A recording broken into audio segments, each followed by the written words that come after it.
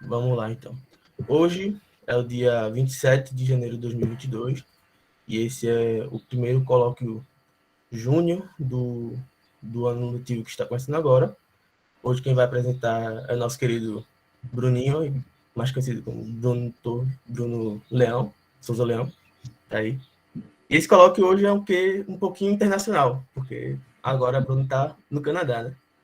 Então, antes de mais nada, eu gostaria de agradecer a Bruno, né? Ele vai falar um pouquinho sobre uma introduçãozinha à informação quântica relativística. E antes de começar, eu vou apresentar o Bruno para quem não conhece ainda, tá certo? Bruno, ele foi um aluno aqui da aplicação e depois foi aqui da Federal, daqui de Pernambuco. Depois disso, ele fez mestrado lá na Unesp e agora ele está na Universidade de Waterloo, no Canadá. Bruno, a palavra é com o senhor, fique à vontade para descer lenha. Show. Como é que eu compartilho a tela aqui? Vocês estão vendo aqui? Tela cheia? Sim, sim. Sim, tá dando. Beleza. Porque eu não consigo ver mais a chamada agora, né? Então, se alguém tiver perguntas ou algum comentário a fazer, pode me interromper no meio da apresentação. Eu quero que isso tenha um quê mais informal de conversa mesmo. Então, obrigado, Alex, pela apresentação. Antes de começar, eu queria parabenizar o DA pela iniciativa da organização dos colóquios. Eu acho que é uma coisa maravilhosa de se ter sempre, né? E agora, em meio à pandemia, pelo menos, a gente pode fazer isso à distância, né? E é realmente um privilégio poder estar falando para uma plateia tão querida do Departamento de Física da UFPE, depois de um tempo fora, né? Então, hoje eu vou falar um pouco de uma área que eu tenho me dedicado nos últimos anos, chamada Informação Quântica Relativística, e espero convencer vocês de que tem coisas interessantes a se pensar, independente de qual background que você tem, você vai achar problemas interessantes nessa interface. Então, o roteiro da minha apresentação vai conter uma introdução bastante ampla dessa interface, né? A interseção entre teoria quântica de campos, relatividade e informação quântica, que é o que a gente está interessado em falar em informação quântica relativista. Eu vou usar isso como uma motivação para falar de um problema bastante básico no contexto de medição em teoria quântica, em como você adquire informação de sistemas físicos. E vou usar isso como uma motivação também para introduzir uma ferramenta básica em informação quântica relativista, que é realmente a maior parte do cotidiano de quem trabalha em informação quântica relativista, que é essa noção de um detector de partículas. Eu vou falar exatamente o que isso quer dizer, vou dar o exemplo do detector mais usado, que você vai encontrar na literatura, que é esse detector de Yann-Rudowitz.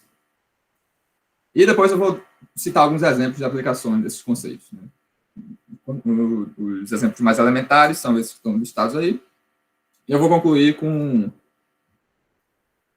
afirmações mais gerais, comentários mais amplos sobre o cenário da área e sobre possíveis direções que podem interessar diferentes comunidades da plateia.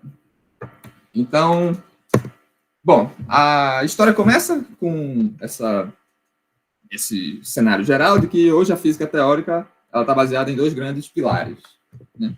A teoria quântica de campos, que fornece o arcabouço teórico para descrever as interações fundamentais a nível mais elementar, segundo os princípios da mecânica quântica e da relatividade especial, e aqui você pode adotar isso um pouco mais geral e pensar em teoria quântica de campos em cenários onde a gravitação não é dinâmica, né? Você tem teoria quântica de campos em um espaço-tempo fixo.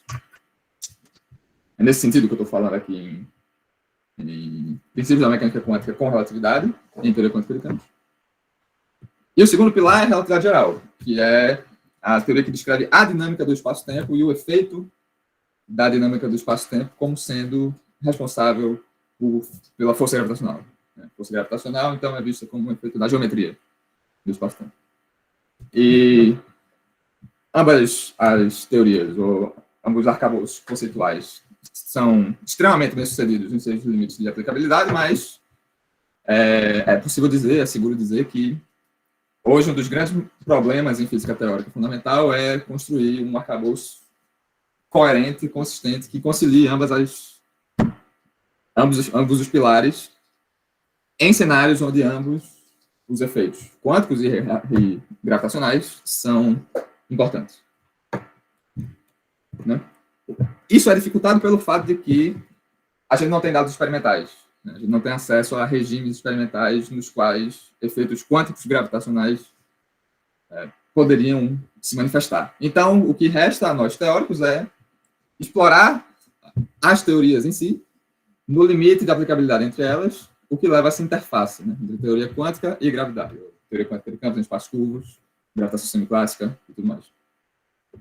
E aí, tem se descoberto, nos anos recentes, que uma ferramenta muito poderosa para atacar essa interface vem de uso de conceitos de informação quântica nessas duas áreas. E aí, os exemplos mais para o lado de gravitação incluem discussões sobre o princípio holográfico, essa noção de que a quantidade máxima de informação, o que é definido de uma maneira bem genérica, a quantidade máxima de informação contida numa dada região do espaço está limitada pela área da fronteira. Outro exemplo, um pouco mais técnico, está nessa coisa chamada de reconstrução na cunha de amareamento. Né? Eu vou traduzir livremente um monte de termo que eu nunca vi em português. Tá?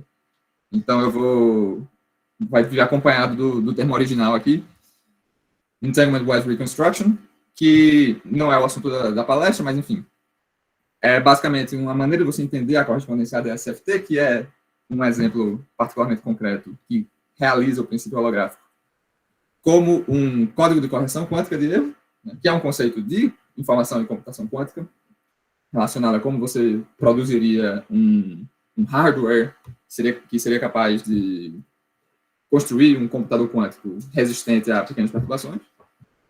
E a maneira como a qual esse código de correção quântica de erro codifica informação é, em certo sentido, exatamente análoga a como a informação sobre o interior da teoria gravitacional está contida na fronteira, no contexto específico da ADS-CFT. E provavelmente o exemplo mais famoso, mais pop, é o problema da perda de informação em buracos negros e radiação Hawking. Né? Falar do destino da informação contida no interior do buraco negro depois que ela evapora, ou ao longo do processo de evaporação. Esses todos são problemas claramente na interface entre gravitação com teoria quântica de campos e que levantam exatamente o uso do conceito de informação. Mas também existem outros motivos, outros cenários muito mais práticos, pragmáticos, né? Para a mesma pessoa que não se importa nem um pouco com gravitação quântica, ainda se interesse por essa interface entre teoria quântica, relatividade e informação quântica. E exemplos podem vir, por exemplo, você pensar em cenários de metrologia quântica relativística, ou seja, num cenário em que efeitos de relatividade especial, por exemplo, poderiam ser importantes na aferição da precisão de dispositivos para tecnologias quânticas.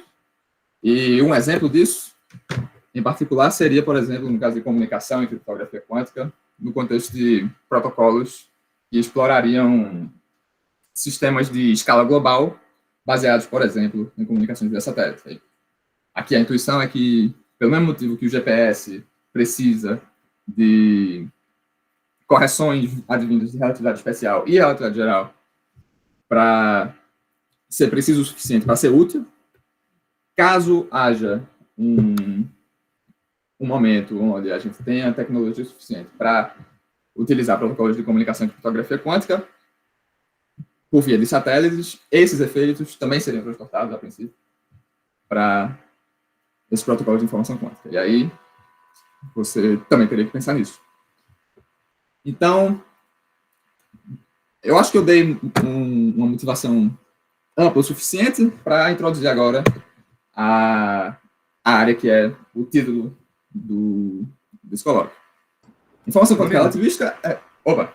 Rubem? Paula levantou a mão, acho que ela quer falar. Eu acho que... Não sei se é esse o objetivo dela. Bruninho, volta o slide, por favor. Aí eu não tô... tipo, essa parte de comunicação e criptografia quântica é estritamente com efeitos relativísticos ou a gente pode fazer sem isso também? É isso que eu não consegui entender direitinho. Não, certamente criptografia quântica como uma área, não se importa muito com efeitos relativísticos. Você pode fazer criptografia quântica, fazer uma carreira de sucesso sem nunca falar de relatividade. Nesse contexto, eu deveria ter adicionado realmente um adjetivo extra Tá certo, para obrigada, incluir isso você. como definição. Enfim. Boa clarificação. Ok. Então, informação quântica relativística condensa, então, essa interação entre as três áreas de teoria quântica de campos, relatividade e informação quântica. E aí, como vocês podem ter percebido, os tipos de problemas que interessam a pessoas que compõem essa comunidade vão vir em basicamente duas formas. A primeira forma delas é em termos de efeitos relativísticos em informação quântica, que podem incluir esses efeitos que foram citados anteriormente. Podem incluir também discussões de ótica quântica e interação luz matéria, a partir de primeiros princípios, levando em conta o caráter relativístico dos sistemas físicos envolvidos. E isso é uma coisa que, dada a cultura do departamento de física em ótica quântica, pode interessar muitos de vocês. Outro exemplo seria, por exemplo, protocolos de transmissão e processamento de informação via campos quânticos, né? Ou seja, você explora a fundo a natureza quântica e relativística do campo eletromagnético ou aproximações disso. E aí, o outro lado é uma aplicação de informação quântica para a relatividade, no sentido de conceitos de informação quântica como guias para atacar problemas em relatividade geral, em teoria quântica do campo de espaços curtos. Então, você pode falar de noções de informação quântica em teoria quântica do campo de espaços curtos, você pode também usar isso como um gancho, no lado mais especulativo, mais ambicioso, para definir uma abordagem, digamos, informacional, operacional, para a gravitação quântica. Certo? Mas eu não vou falar de nada disso, por enquanto. Eu vou voltar. Então, a gente tem falado de informação, né? Então, é preciso falar de uma noção mais básica, que diz respeito à ideia de medição em teoria quântica, que é o elemento básico para você dar sentido à extração de informação do sistema físico. Então, a ideia de medição em teoria quântica mais básica segue os seguintes passos. Você tem estados em mecânica quântica são descritos por vetores no espaço de Hilbert, né? Vetores unitários no espaço de Hilbert, ou raios de vetores unitários, enfim, não importa as tecnicalidades aqui. E aí você tem medições idealizadas, né? Medições projetivas, que são descritas por um conjunto de operadores de projeção, rotulados por um índice A aqui, que está relacionado com o resultado obtido em cada medida. Essas aqui são as propriedades que esses projetores devem satisfazer. Enfim, são hamiltonianos, ortogonais e somam para dar identidade. Essa última sendo simplesmente a afirmação de que a soma de todas as possíveis probabilidades para os resultados de uma medição tem que somar 1. E o postulado fundamental que eu quero chamar a atenção aqui é que o estado do sistema após o resultado de uma medição que obteve o resultado A corresponde ao estado original, estado inicial do sistema, projetado com o projetor associado àquele resultado. Normalizado pela probabilidade, né, para você ter novamente um estado com norma 1. E daí, tudo bem, isso daqui é suficiente para você falar de medidas sequenciais de uma maneira consistente em mecânica quântica, você vai ver isso em estrutura da matéria, em mecânica quântica 2, etc. E tal. Aí tudo bem. Mas o problema é que em teorias quânticas de campo relativísticas, isso não funciona. E o motivo é basicamente o seguinte: a sua teoria de medição em teoria quântica de campo relativísticas tem que preservar, né, você espera que ela preserve, os princípios básicos que constroem a teoria. Em particular, você quer que a estrutura causal do seu espaço-tempo, de Minkowski, por exemplo, do espaço-tempo de assinatura lorentziana de maneira geral, seja tal que existe uma velocidade finita de propagação de sinais causais. Isso é uma maneira de você pensar em relatividade. Certo? E aí acontece que medições projetivas em estados de um campo,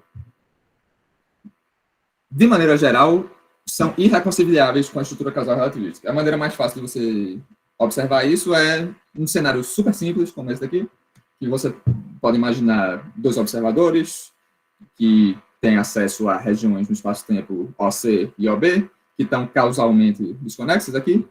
Pode ver, um está fora do cone de luz do passado ou futuro do outro. Mas se você consegue realizar uma medição do campo, tal que o estado do campo é alterado com um projetor nessa região aqui, que vaza de um cone de luz para o outro, de maneira geral, você deveria esperar, você poderia esperar que operações realizadas em C agora pudessem afetar B, dependendo do que fosse feito aqui em A.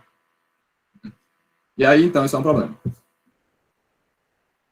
Isso é um problema não só do ponto de vista fundamental, mas também porque a gente sabe, né, que intuitivamente, a gente com certeza consegue medir campos quânticos. Tá? A gente sabe medir campos relativistas. A questão é que a gente não mede, se você parar para pensar, você não mede campos relativistas de maneira geral, através de medições projetivas em estágio do campo. Você faz alguma outra coisa. E o que você faz é, no fundo, você sempre vai acoplar um segundo sistema físico, no qual o conceito de medições projetivas é uma boa aproximação para todos os fins práticos. E aí você vai usar a interação desse segundo sistema físico com o campo de interesse para provar o campo numa região localizada do espaço por uma duração finita de tempo. E aí isso é o que está no centro do conceito de um detector de partículas, informação quântica relativista. O detector de partículas, que é uma coisa que você vai falar o tempo todo, é simplesmente um sistema quântico localizado que pode ser usado para se acoplar com o campo quântico de uma maneira controlada por um experimentalista no espaço e no tempo. Então, você tem controle sobre a duração da interação e sobre a região do espaço que você está querendo acessar, e você sabe manipular o sistema de maneira suficiente para que os postulados de graduação em mecânica quântica sejam aproximadamente bons o suficiente. Né? O exemplo paradigmático de um sistema que realiza essa noção idealizada de partículas é uma coisa extremamente familiar para todos nós. Está na interação luz-matéria. Com certeza muito mais familiar para muitos da plateia do que para mim. E a ideia aqui é que você pode traduzir o átomo, que vai interagir com o campo eletromagnético, como sendo o seu detector de partículas, nesse caso, e o campo eletromagnético é o campo quântico que você está querendo explorar. E o detector de partículas aqui, no caso, é um detector de fótons. Você imagina assim, as transições atômicas vão identificar se você está, grosso modo, absorvendo ou emitindo fótons. E há outros exemplos que você pode explorar de outros sistemas físicos. Enfim, a lista poderia continuar indefinidamente aqui, mas exemplos que eu acho que isso é importante falar, é que você também pode pensar em exemplos de física nuclear e de física de altas energias, por exemplo, interação fraca e decaimento beta, em sistemas radioativos, em que você pode pensar nos campos de neutrinos como sendo o campo quântico que você está querendo detectar, e os núcleos atômicos, ou seja, o próton, o nêutron, quando ele faz a transição, sendo o diagnóstico para a emissão ou detecção de neutrinos, acompanhado de elétrons. E outro exemplo, um pouco mais relacionado a modelos análogos em matéria condensada, seria de lasers interagindo com condensados de Bose-Einstein, em que o detector agora, grosso modo, está descrito por um estado de um laser que interage com o condensado de Bose-Einstein, e o campo quântico que você está querendo provar são flutuações no condensado de Bose-Einstein. Eu estou citando esse exemplo aqui porque ele é um setup relativamente recente para falar de coisas como o efeito Unruh e coisas assim que eu vou citar mais adiante. Então, pronto. O detector favorito de todo mundo em informação quântica relativista, pelo menos o detector que a maioria das pessoas mais usa, é conhecido como o detector de Unruh-Dewitt, ou UDW, a gente vai chamar a partir de agora. E aí o detector DW é a coisa mais simples possível. Opa! Eu acho que eu viajei. Você colocou ali que flutuações no condensado de Bose-Einstein Sim. fazem papel de campo quântico. Sim.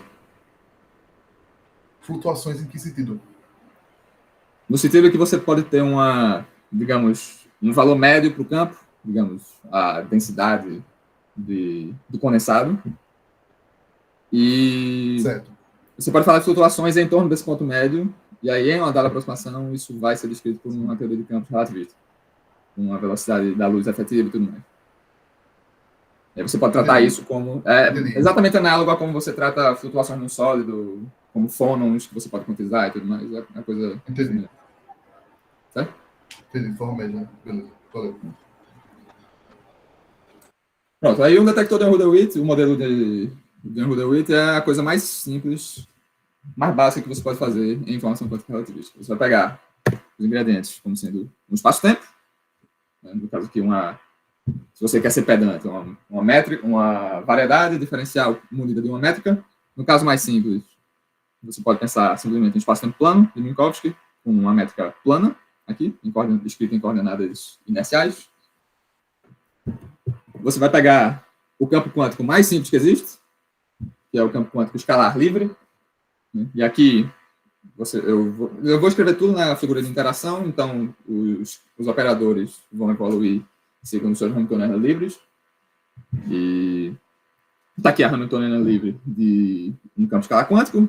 Você pode pensar como uma série de infinitos osciladores harmônicos, que você pode diagonalizar no espaço de momentos e dar essa série de osciladores harmônicos desacoplados.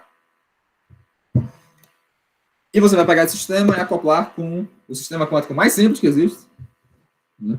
O qubit, um sistema de 2 níveis, um espaço bidimensional, com um gap próprio de energia ômega. Eu estou chamando aqui de gap próprio porque quero enfatizar que isso é o gap de energia segundo o referencial que acompanha o detector. Isso vai ser importante a um nível conceitual em informação quântica relativista como um todo.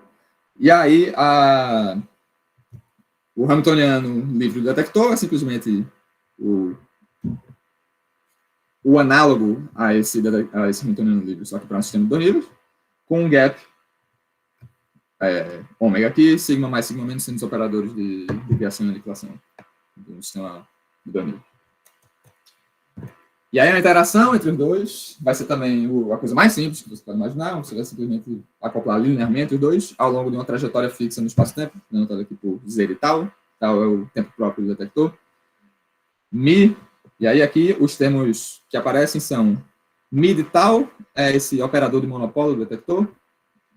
A princípio pode ser qualquer operador que gere transições do estado fundamental para o estado de estado. Lambda é uma constante de acoplamento, análoga a uma constante, a carga elétrica, se você pensa nisso como vindo da interação de matéria, por exemplo.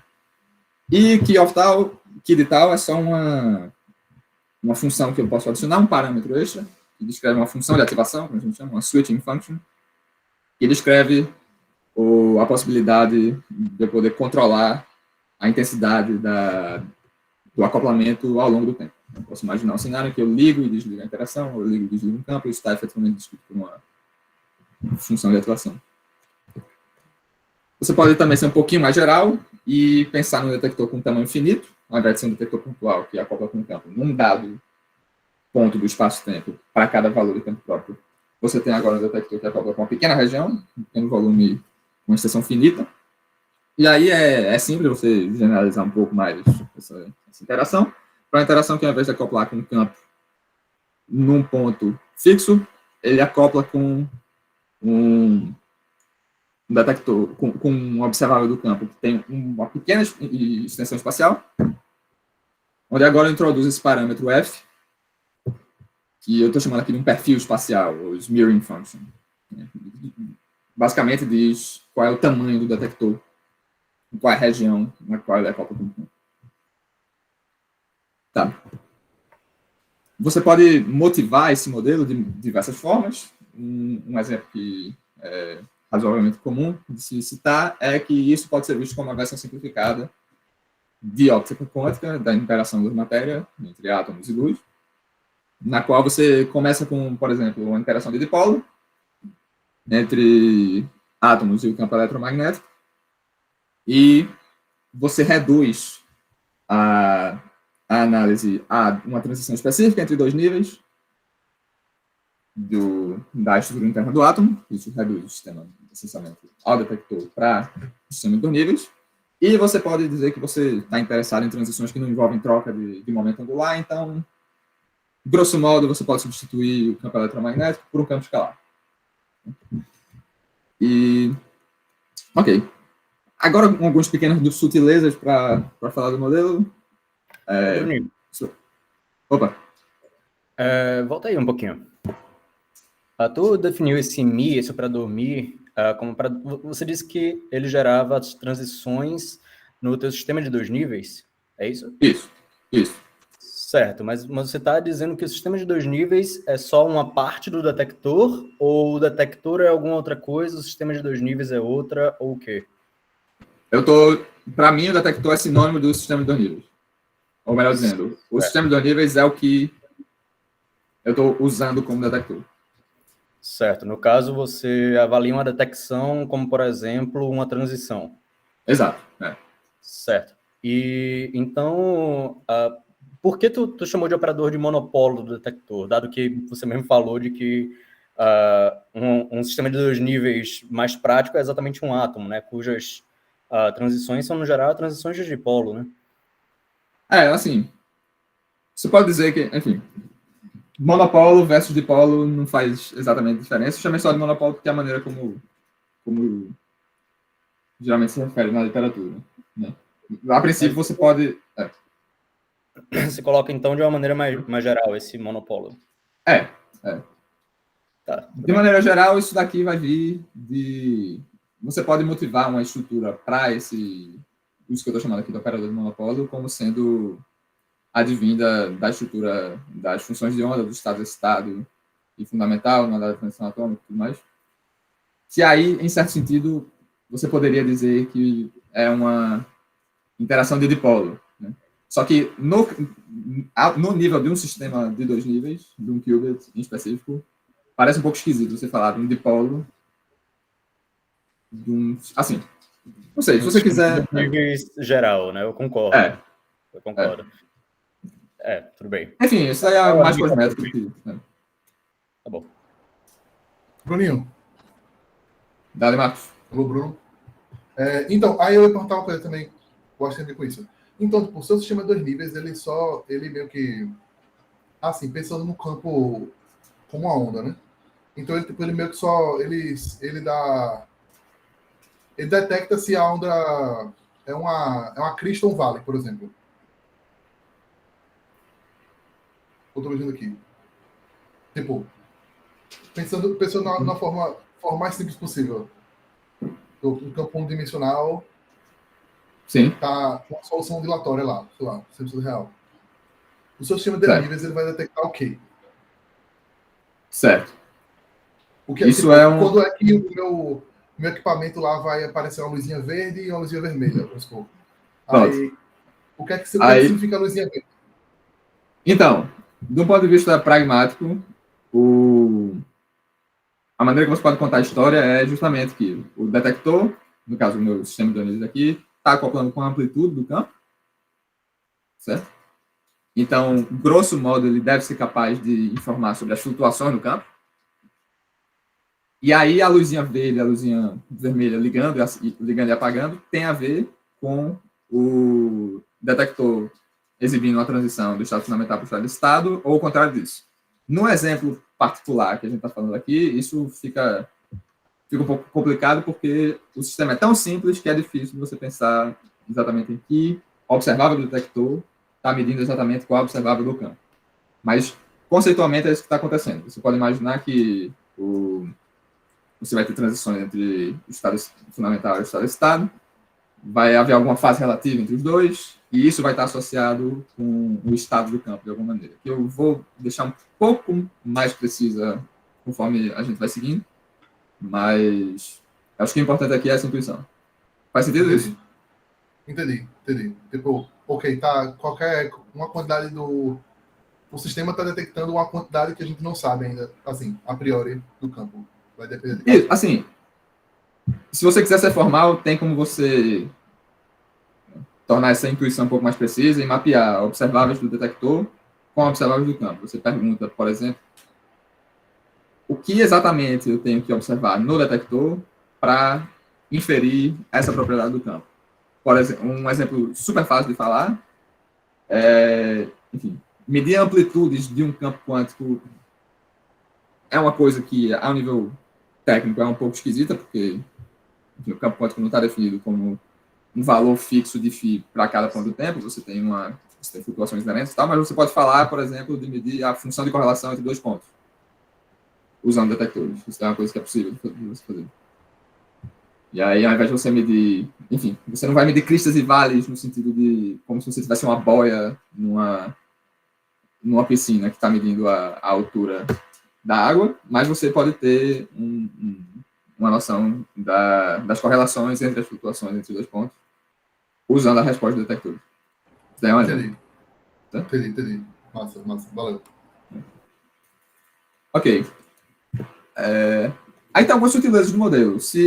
Para aqueles que podiam estar prestando um pouco mais de atenção no que estava escrito no slide em si, vocês podem ter percebido que, para escrever a Hamiltoniana do campo, eu usei um subscript T, e no detector eu usei tal. Isso não é um typo, isso não é um erro de digitação, é porque realmente eu queria chamar a atenção para o fato de que, de maneira geral, esses dois Hamiltonianos geram evolução com respeito a tempos diferentes.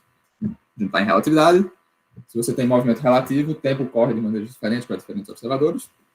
Então, de maneira geral, quando você tem um detector que não está em repouso em relação ao referencial inercial com respeito ao qual você quantizou a teoria quântica de campos, você tem que levar essa diferença em conta. Você pode generalizar, então, uma maneira de você tratar dessa sutileza e de outras sutilezas relacionadas à extensão desse formalismo para espaços-tempos curvos e trajetórias gerais. Uma maneira que eu gosto particularmente é pensar na interação não como uma hamiltoniana, mas como uma ação, certo? Bem no estilo de uma teoria de campos mesmo, em que você tem agora uma ação de interação que vai ser, em geral, escrita como uma integral agora d-dimensional, ou quadridimensional, se você está no espaço-tempo de 4 dimensões, com o elemento de volume covariante aqui.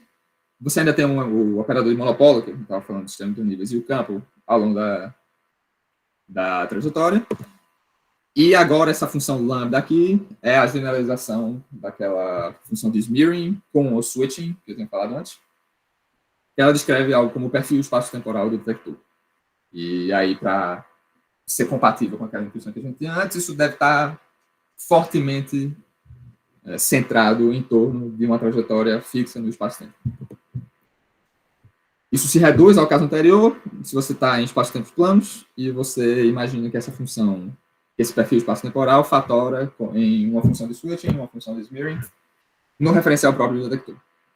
Se você trabalha em qualquer outro referencial, aí as duas coisas se misturam e fica um pouco mais complicado, mas, enfim, é assim que a relatividade funciona. Aí, aplicações desse modelo. Certo? É um modelo super simples, mas ele já pode nos ensinar algumas coisas. Por exemplo, ele nos ensina que detectores podem sair do estado fundamental, mesmo quando acoplados com o vácuo do campo. Como assim? O que isso quer dizer? Bom, enfim, primeiro, só para ser um pouco mais preciso com o setup, digamos que você comece com o estado inicial do sistema detector-campo, com o detector no estado fundamental, e o campo no vácuo. Aqui o vácuo, segundo definido, se você volta lá para a expressão do Hamiltoniano que eu tinha, você pode, para todos os fins aqui, nesse nível, grosso modo, pensar nesse vácuo como sendo o estado de mínima energia. Né? Aí você roda a manivela de mecânica quântica usual, o operador de evolução temporal na figura de interação vai ser a time order exponential da Hamiltoniana de interação. E o estado final do detector vai ser a ação do operador de evolução temporal no estado inicial.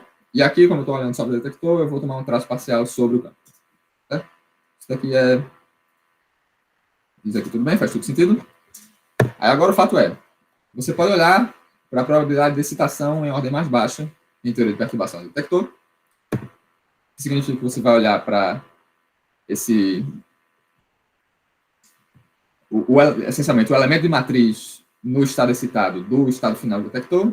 E aí você faz a conta, enfim, os detalhes da conta não importa aqui. O que importa é que o resultado é não zero. Você vai ter esse fator, que tem um jeitão de transformada de Fourier do perfil temporal. Você tem o produto dos perfis espaço-temporais, onde o detector acopla com o campo. E você tem a função de 2 pontos do campo. A função de 2 pontos, obviamente, aparece nessa conta, porque você está considerando só a expansão de Dyson do operador de evolução temporal até a segunda ordem. E você está tomando o traço parcial sobre o estado do campo, você vai obter um valor esperado do produto do campo em 2 pontos diferentes. Aí a interpretação desse resultado, o motivo pelo qual pode fazer algum sentido que isso é possível, é de que o detector está sentindo flutuações de vácuo. Certo? A gente sempre abana as mãos, quando está falando de teoria quântica de campos, de que quando você olha em pequenas regiões do espaço-tempo, por curtas durações de tempo, você vai ver partículas sendo criadas e destruídas no vácuo quântico e tudo mais. Isso daqui é uma maneira de deixar essa intuição um pouco mais formal, né? Mais precisa. Uma coisa que é interessante de notar, enfim, isso daqui é mais para o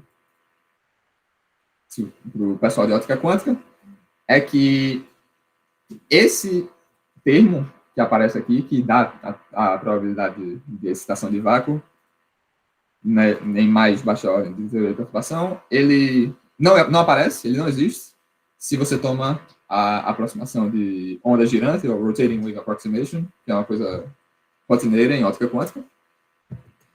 E vai possível você provar, de novo, que essa quantidade aqui, essa expressão toda da probabilidade de excitação, de fato, ela vai a zero no limite de tempos longos, no sentido de tempos longos aqui como sendo a função de ativação ligada por tempos muito mais longos do que o tempo característico dado pelo gap do detector.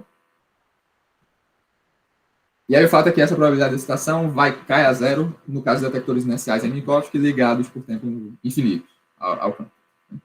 Que é justamente o cenário no qual você imagina algo como a aproximação de onda girante sendo uma boa aproximação. Você vai argumentar, enfim, o argumento geral é que você vai ter as fases relativas oscilando muito mais rapidamente em um dos termos da Hamiltoniana do que no outro.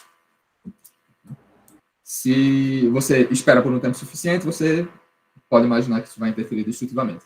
Se você está olhando para curtos intervalos de tempo, né, para acoplamentos fortes em durações mais curtas, essa aproximação não é mais válida e, a princípio, você deve esperar alguma resposta de flutuação de vácuo do detector.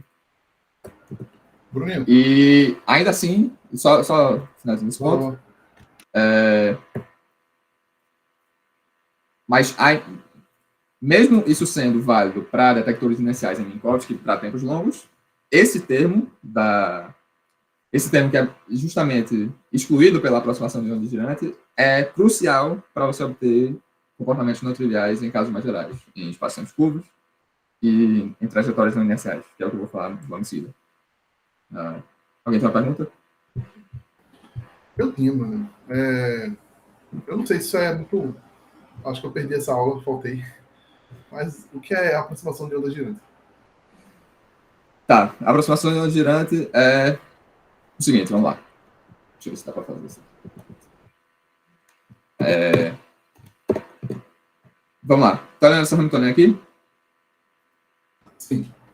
Pronto. Essa Hamiltoniana aqui, ela esconde 4 termos. Né?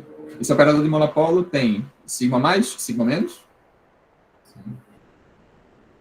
O operador de campo, se você expandir uma decomposição em módulos, né, em ondas planas, por exemplo, ele vai ter o operador de criação exponencial de I ômega t, onde ômega é a energia do módulo, e também vai ter o operador de aniquilação exponencial de menos I ômega t. Se você abre esse produto, cada um com 2 termos, você vai ter 4 termos. Certo? Vai ter os termos que flutuam, ou que oscilam com exponencial de I, ômega do detector mais ômega do campo. Uhum. E vai ter os termos que oscilam com a diferença. Vai ser ômega do detector menos ômega do campo. Isso é o complexo de Lagrange. A aproximação de onda girante corresponde a você só olhar para os termos que oscilam com ômega menos ômega do campo. Ah, É como se você estivesse olhando para um regime próximo da ressonância, onde só é possível que o detector se excite, absorvendo um quantum do campo, ou quando ele desexcita, ele gera um quantum do campo. entendi. Que é justamente o termo que aparece com sigma mais A adaga, sigma menos A. Entendi. Ok. No caso contrário, sigma mais A, sigma menos adaga. E é isso que é a aproximação da onda girante. Você tomar você olhar, enfim, tem várias maneiras de você desenvolver intuição com respeito a isso, mas esse é isso que isso significa, certo? Beleza. Valeu. Aí, ok. Com essa probabilidade de excitação, você pode fazer coisas, né?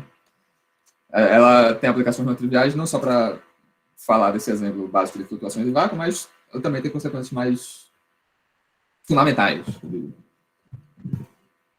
Vamos pegar agora um exemplo onde esse termo não vai a zero, né? Que é no caso, por exemplo, de um detector uniformemente acelerado com a dada aceleração própria, estou chamando aqui de A.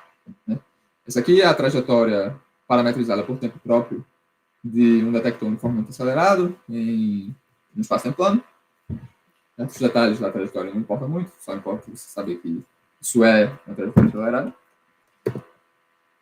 E aí, o fato é que, para estados iniciais gerais do detector, incluindo quando o detector começa no vácuo, é possível você mostrar que a resposta do detector para tempos infinitos, ao longo dessa curva, interagindo com o vácuo do campo quântico, é não trivial. Em particular, o detector acelerado vai termalizar com uma temperatura bem definida. E a temperatura é a famosa temperatura de um Hoover, é o A sobre 2π. Né? Se você quiser escrever em termos de equações, você pode pensar de novo naquele estado reduzido do detector, como função do parâmetro tempo próprio ao longo da curva. A expressão para ele vai ser novamente aquele estado reduzido, tomando o traço parcial do campo, do estado final evoluído pela interação.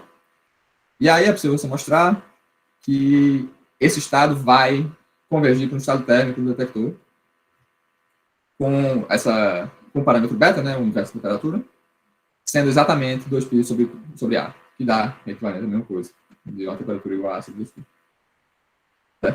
Isso é o famoso efeito Unruh, né, que originalmente foi formulado em termos de propriedades dos modos associados a sistema de coordenadas aceleradas em Minkowski versus as coordenadas inerciais usuais, as propriedades de transformação entre os modos que levam de um a outro. Mas essa perspectiva do efeito Unruh em termos de resposta de detectores é muito mais atraente, eu diria, né, pelo fato de que ela é concreta. Ela é o mais explícito que você pode ser para um teórico no que diz respeito à previsão de um fenômeno. O que quer que seja que você vai fazer, se você for verificar que o efeito Unruh é verdade, a princípio o que você deve fazer é você pega um termômetro, bota numa trajetória acelerada, vê se ele vai dar uma leitura de uma temperatura zero ou não zero. E o que o detector aqui está fazendo é justamente traduzindo isso para uma matemática que você pode tratar explicitamente. E aí isso, óbvio, tem aplicações que vão mais longe, pela analogia entre o efeito Unruh e a radiação Hawking. São coisas que a gente pode conversar depois, mas, a princípio, isso daqui já é um resultado interessante. Outra aplicação interessante que você pode falar é uma coisa chamada extração de emaranhamento, ou entanglement harvesting. Bruninho, Opa! antes de tu entrar em mais outra aplicação, eu acho que eu pergunto por todo mundo quando eu pergunto sobre como entra a temperatura aí, dado que, né, temperatura a gente normalmente entende como algo estatístico. Então, e você veio falando de um detector, aí você agora fala de detectores, e bom, pode falar o que você quiser aí sobre isso. Então, a resposta curta é: você pode falar de um estado térmico de um detector, né? simplesmente no sentido de um estado que é dado por esse estado de Gibbs aqui.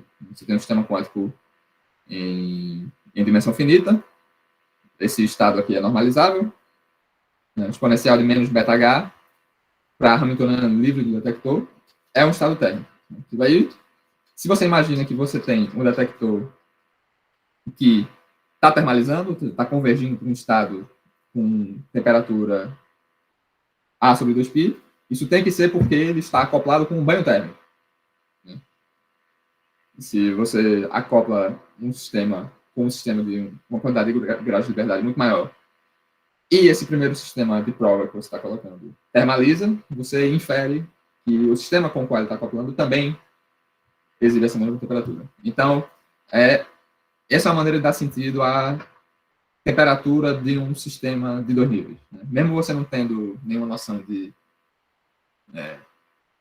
limite termodinâmico para um sistema de 2 níveis visto de maneira isolada, faz sentido você falar dele como estando em equilíbrio térmico com um banho que tem uma temperatura bem definida. E aí, no caso aqui, a parte não trivial é justamente que você pode pensar no vácuo do campo em Minkowski, visto do ponto de vista de um acelerador, de um observador acelerado, como sendo um banho térmico de temperatura A sobre 2π.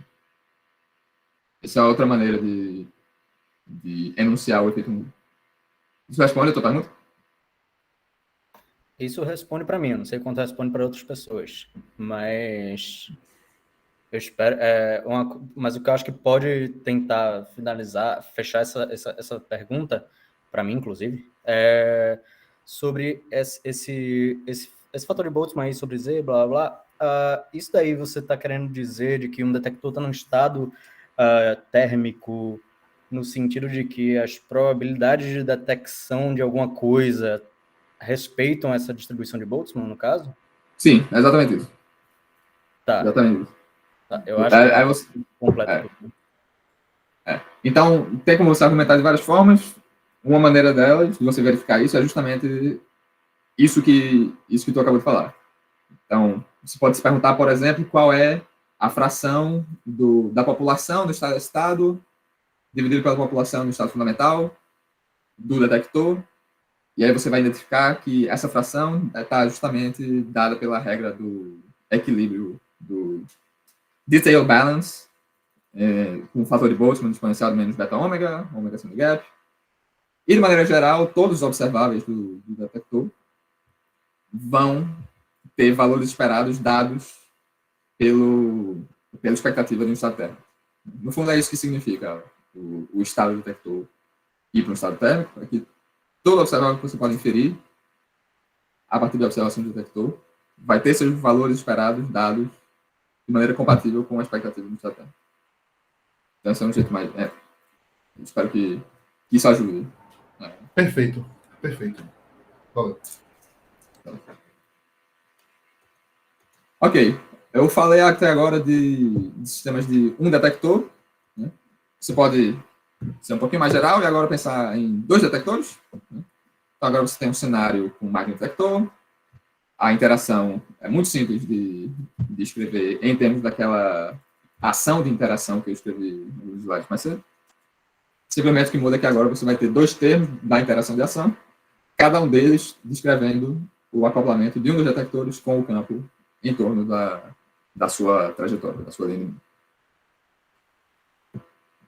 Aí você pode pensar novamente agora no estado inicial do sistema como sendo um estado separável entre cada um dos seus componentes, e aí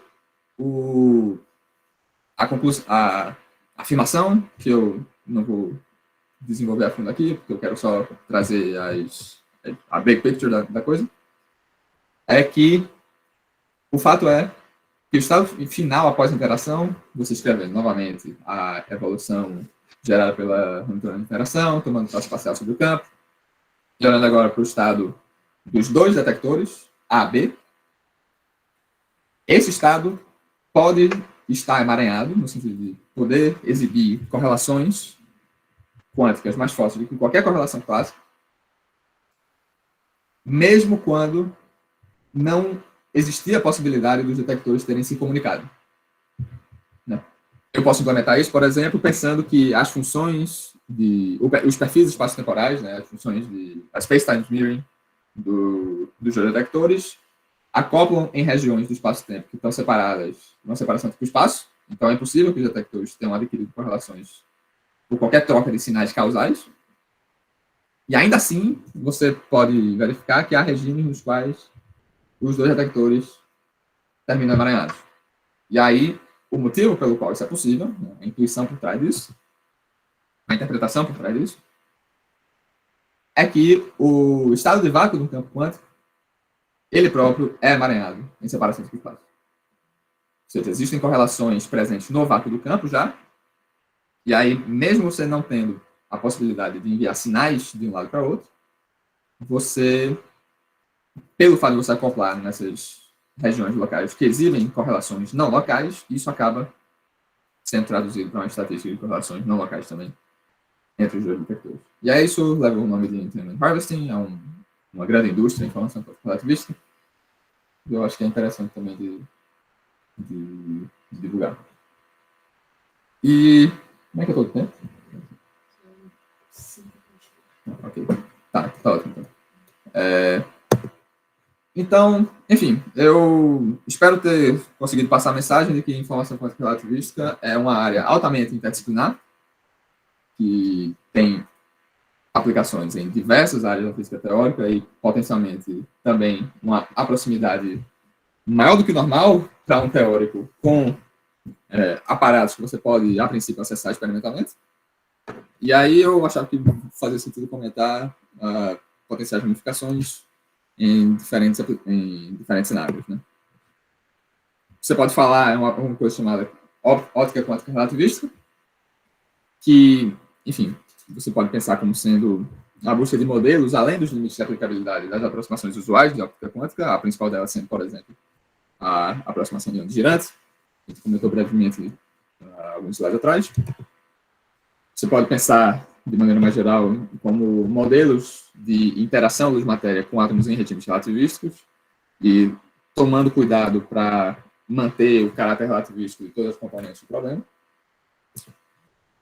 E você pode também pensar em como reformular protocolos de computação quântica, informação quântica com átomos e interação luz-matéria, usando implicações de formalismo de medição via detectores. É uma coisa que... Isso tudo que eu estou falando aqui, enfim, algumas coisas são mais ou menos bem entendidas do que outras, algumas vão ser problemas em aberto, de fato. Então, acho que é uma coisa interessante trazer.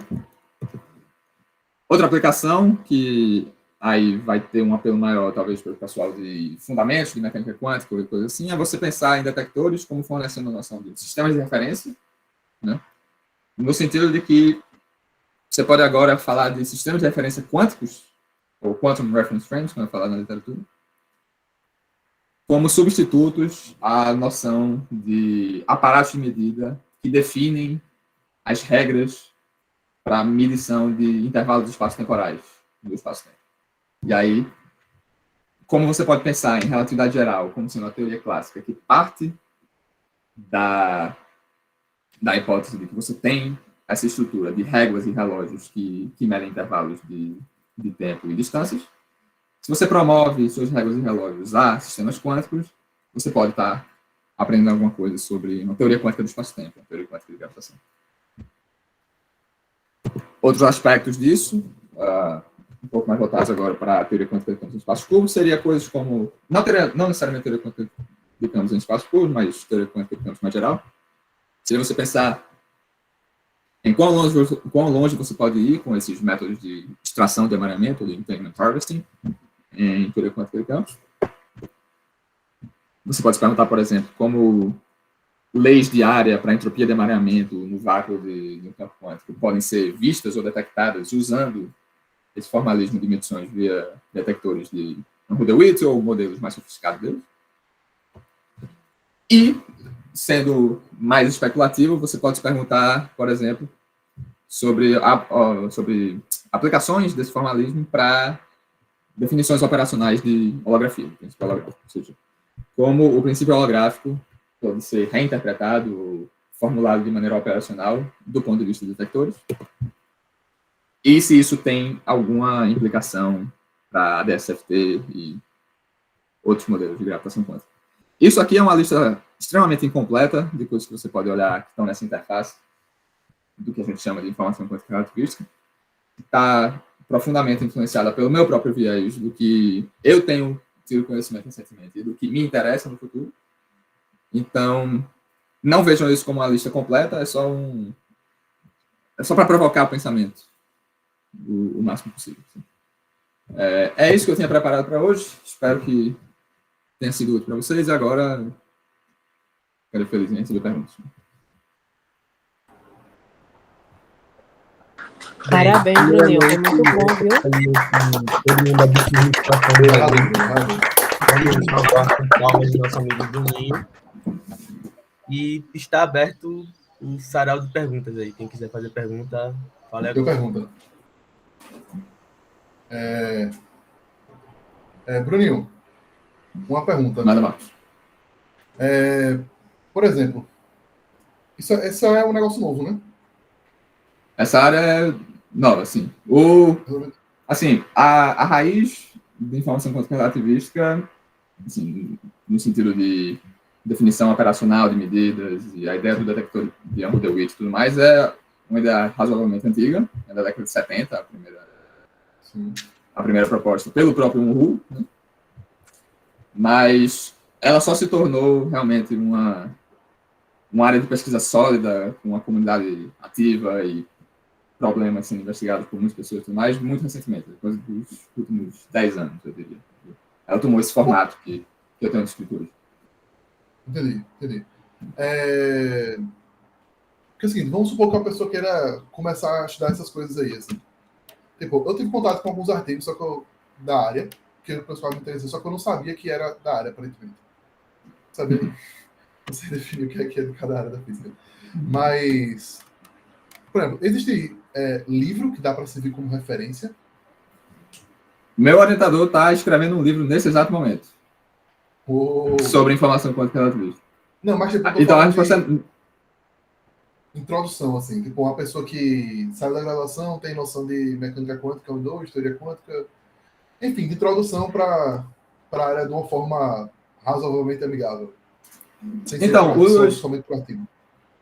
Então, eu diria que, assim, uma coisa legal da informação quântica relativística é que a barreira de entrada é muito mais baixa do que outras áreas de física teórica, no sentido de que você tem como fazer progresso em problemas originais de informação quântica relativista, de fato, sabendo básico de teoria quântica de campos, mecânica quântica da graduação, e o resto você aprende no caminho, certo? Os artigos em informação quântica relativística são surpreendentemente acessíveis, eu diria.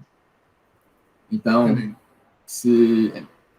eu posso compilar uma lista de referências interessantes que eu acho que faz sentido para uma primeira introdução, e aí a gente conversa. Pronto, seria massa a lista aí. Interessante, valeu, Bruno.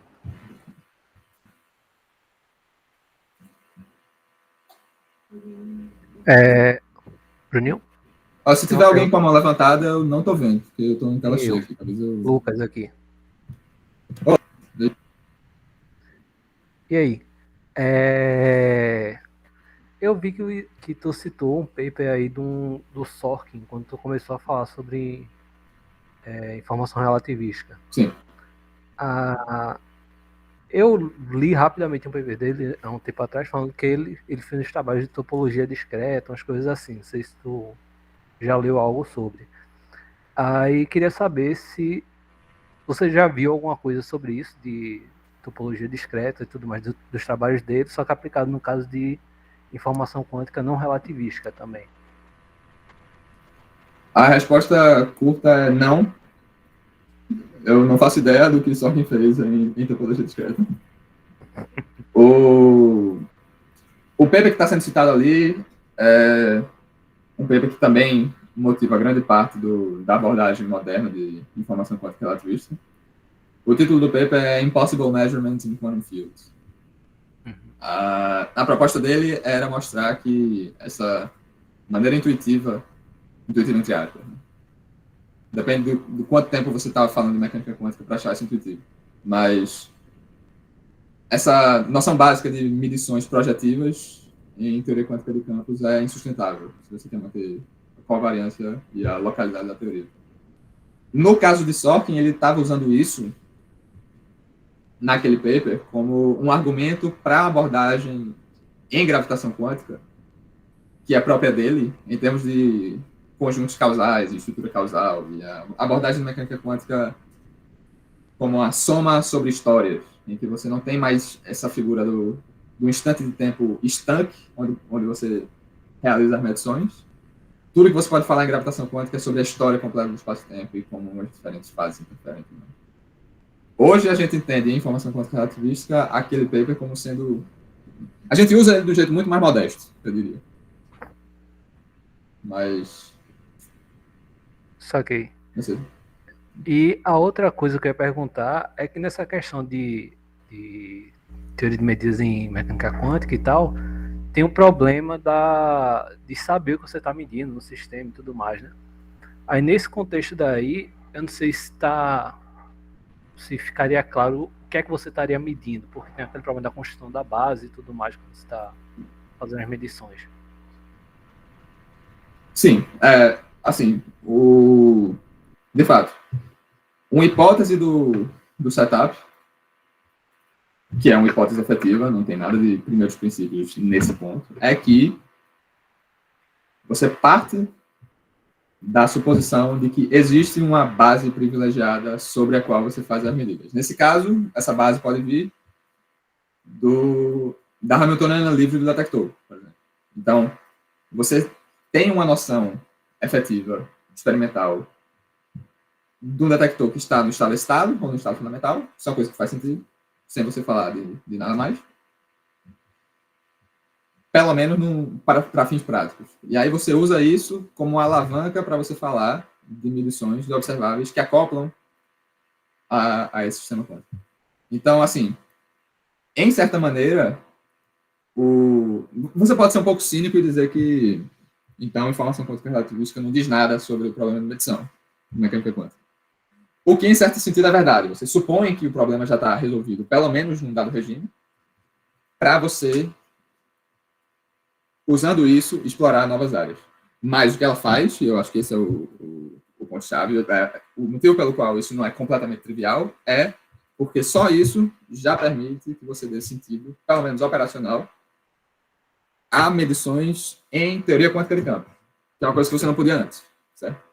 Então, é como se, de fato, você não tivesse resolvido o problema de medição, mas você, pelo menos, mostrou que a conceitualização de medições em teoria quântica de campos está no mesmo grau de dificuldade do que um formalismo de medições em mecânica quântica visual. Você não tem nenhum obstáculo insuperável no segundo caso em cima do que você já tem no primeiro. Faz sentido isso? Não consegui captar a mensagem não, mas só para eu ver se meu raciocínio acompanhou. Imaginando que, sei lá, você tem um sistema, sei lá, um buraco negro, por exemplo, e você está querendo medir alguma coisa, então basicamente você está supondo como referência que você não sabe exatamente o que você está medindo, mas sabe a energia que você está obtendo a partir do detector, então você toma isso como sua referência, como sua base privilegiada, a base para o átomo do detector. É isso? Isso. Aí a pergunta, assim, você pode explorar essa pergunta com níveis cada vez maiores de sofisticação, né? Porque se você quiser aprender sobre mais observáveis que não apenas a energia, aí você vai ter que ser um pouco mais esperto. Você vai ter que se perguntar, por exemplo, que tipo de acoplamento é necessário entre o detector e qual observável do campo para que vocês tragam informação útil e tudo mais. E sempre vai ter um nível, assim, um nível de ruído na resposta do detector que você não pode controlar. E aí você tem que lidar com isso e discutir se isso é um elemento fundamental da teoria ou se isso é algo que você pode se livrar, pelo menos a princípio. Mas... Tá mais claro agora? Sim, sim. Saquei. Valeu. Ô, Bruno, essa área de informação quântica relativística, ela diz o que sobre o problema da perca de informação na evaporação de buraco negro?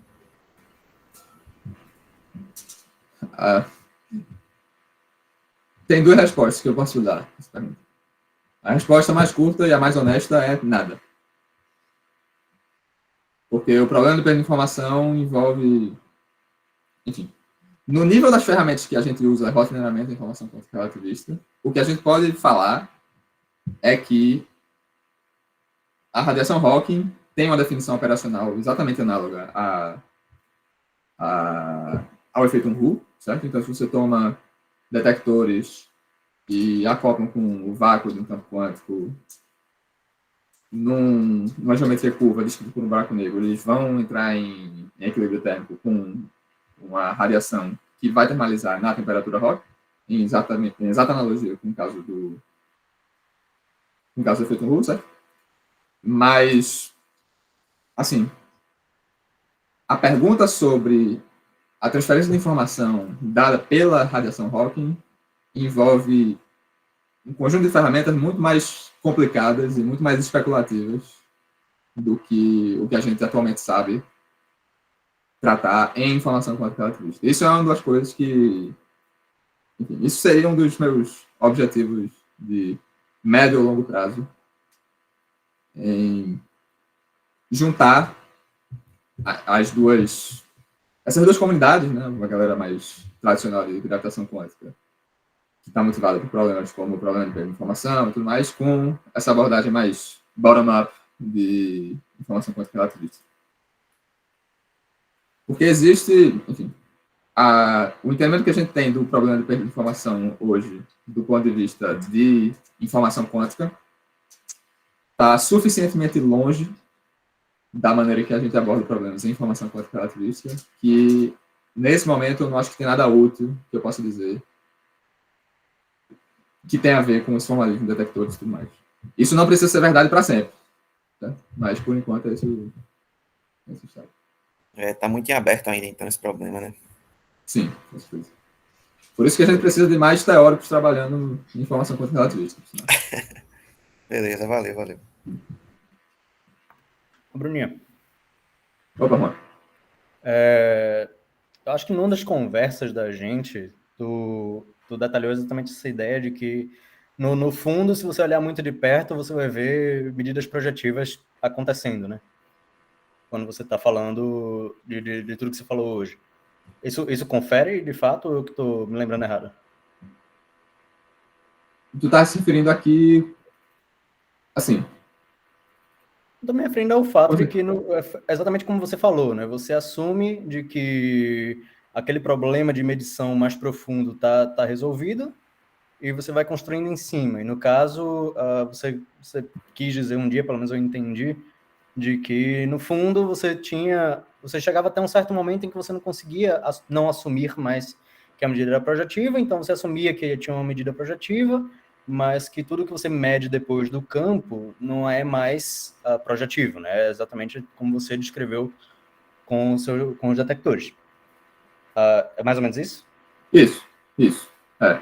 Então, assim, a hipótese de trabalho que você usa é sempre que existe um sistema quântico que é bem descrito por mecânica quântica não relativística, só para você estar seguro no lado de que você não tem que se preocupar com nenhuma das sutilezas de causalidade, de propagação e tudo mais. Você está sempre, digamos, muito dentro do cone de luz e tudo que importa para você é simplesmente essa noção de medidas consecutivas compatíveis.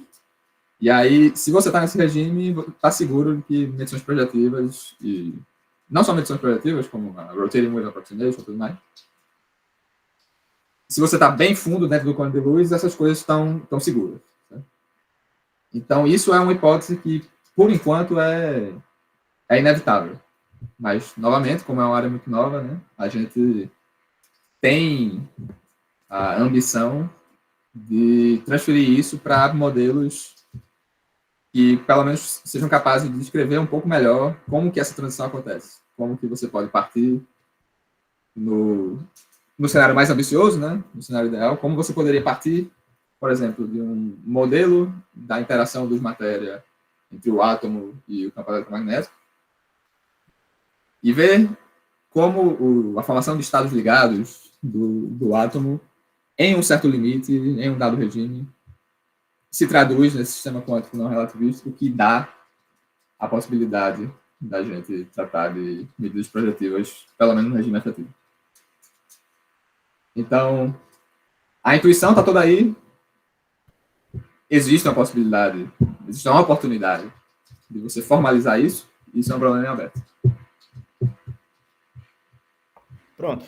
Mas o que eu estou em dúvida até hoje é justamente se, de uma maneira análoga a, por exemplo, o que foi proposto com as desigualdades de Bell, você teria uma maneira de testar o quanto você está próximo dessa física baseada em medidas projetivas ou quão longe você está, de fato. Eu não sei se está dando para entender alguma quantidade que você possa medir que te diga, não, de fato, a física mesmo, a natureza, parece ser fundamentalmente projetiva, ou de fato a natureza parece fundamentalmente quebrar essa natureza projetiva, de alguma maneira.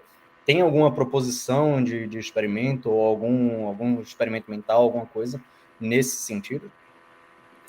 Bom, tem propostas preliminares que estão relacionadas a esse modelo de... Por exemplo, um teste muito simples que você pode fazer para... que aí você sabe, com certeza, que medidas projetivas não funcionariam, ou pelo menos não seriam compatíveis com relatividade especial, seria no caso que você supõe, por exemplo, que você quer medir uma função de 2 pontos. Você quer medir uma função de correlação entre 2 pontos que estão separados com separação do espaço, mas que em algum lugar no meio você realizou uma medida projetiva global, ou se você realizou uma medida local, você está olhando para 2 pontos em separação do espaço. Tais que os cones de luz de cada um deles estão meio que penetrados um pouco por essa região onde a projeção está sendo feita. E aí você pode se perguntar não só as funções de 2 pontos, mas, enfim, a estatística das funções de n pontos de um campo quântico e como elas mudam pelo efeito da medição. Isso aí está relacionado com um formalismo de medição em informação quântica relativística usando detectores, né? Então, você tem uma previsão de detectores, de como você atualiza o estado, essencialmente, depois da medição, e como as funções de n pontos podem mudar. E isso, em geral, vai ser diferente de você atuar com projetores. Agora, a análise explícita de como isso se compara com experimentos que podem ser feitos e como você pode, por exemplo, mapear esse modelo efetivo de detecção usando detectores de Near-Witt, por exemplo, com uma coisa que a gente está acostumado a falar em mecânica quântica o tempo todo, né? Então, em mecânica quântica, você vai ouvir que existe um aparato no laboratório que vai projetar a polarização do campo elétrico na direção X e você faz o experimento e está tudo certo, não tem problema nenhum com isso. A maneira pela qual essas duas coisas estão conectadas não é nem um pouco clara, pelo menos do ponto de vista de informação quantitativa. O motivo pelo qual isso é possível, pelo qual isso não é completamente descartado, simplesmente pelo fato do campo eletromagnético ser relativístico em natureza, é que todos os regimes nos quais você, de fato, aplica essa noção de medições projetivas e polarizadores e tudo mais, está bem dentro do regime seguro no qual esses problemas de causalidade não fazem a menor diferença. Você está bem dentro do quanto de luz e coisas do tipo. Mas, de cabeça, realmente, além disso, eu não sei dizer. De observável, quantificável, experimentalmente, para dizer a diferença de um para o outro, eu não sei dizer. Não conheço nenhuma proposta. De experimento mental, eu não tenho nada mais inteligente a dizer do que isso. Mas espero que isso tenha ajudado um pouco. Com certeza, né? Obrigado.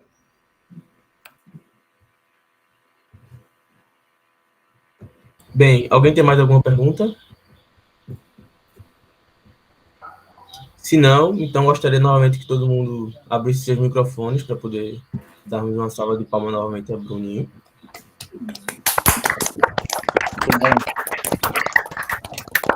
bem. Mandou muito bem, Bruno, hoje. Parabéns. Adorei seu coloque. Vai que você tenha mais oportunidade de apresentar outros por aqui também. Bem, Só chamar. Preferência, vem por aqui também. Pronto, a gente chama. Então, por hoje é Coloca só, ele por galera. aqui todo Muito mês, pô. obrigado. Ah, todo mês é foda, pô. Dá trabalho pra